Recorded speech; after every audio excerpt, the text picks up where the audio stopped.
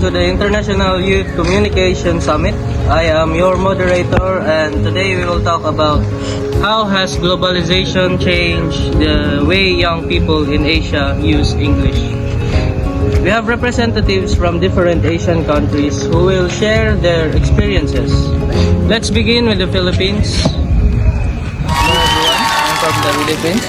In our country, English is widely used, especially in the school. We mix English with that kind of. For example, we say, wait lang, and go to comfort room.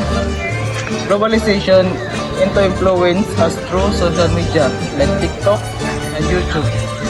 Many students adapt by speaking more casually in English, especially with foreigners. Also, use unique words like matchmate and CR. This may sound normally, but we adjust when talking to international people. Hello, I'm from Thailand. English is not our first language, so sometimes our grammar is simple. For example, we say, you eat already. Globalization helps by you to learn English through K-pop, movies, and online games. We try to speak English more, but we also adjust by speaking slowly so others can understand us. Hello, this be upon you. I am from Saudi Arabia.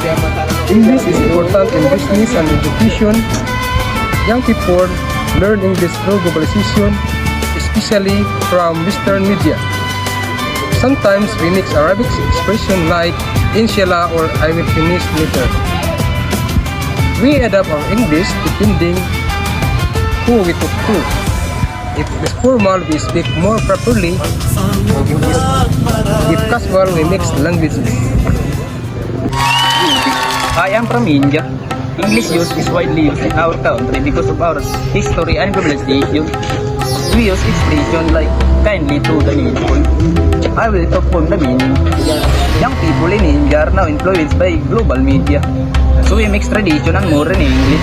We adapt by making our English clearer when speak on international audiences.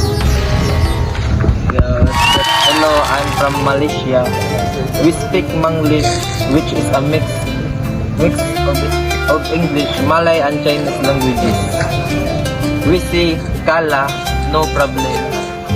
Globalization helps us improve our English, especially online, but like Singapore, we adjust our speech depending on who we talk to. Hello, I'm from South Korea. English is very important education. Many young people learn English through K-dramas, music, and international communication. Sometimes we mix Korean and English. Words like I go, that's difficult. We try to improve pronunciation and confidence because globalization connects us to as many countries. Thank you everyone.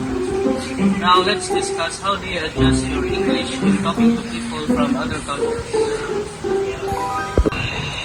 I avoid slang like char or lodi and try to speak more clearly. Yes, similar. I don't use English too much when talking internationally. Yes, we try to use more standard English so others can understand. I speak slowly and use simple words. I adjust my tone depending if it is formal or informal. Here, we mix these local words when speaking globally. We practice pronunciation more so we can communicate better. So we can see that globalization has helped young people in Asia improve their English, but also influenced unique styles of speaking. Even though we have different English varieties, we all adjust our speech to understand each other better. That is the importance of speech, adaptation in global communication.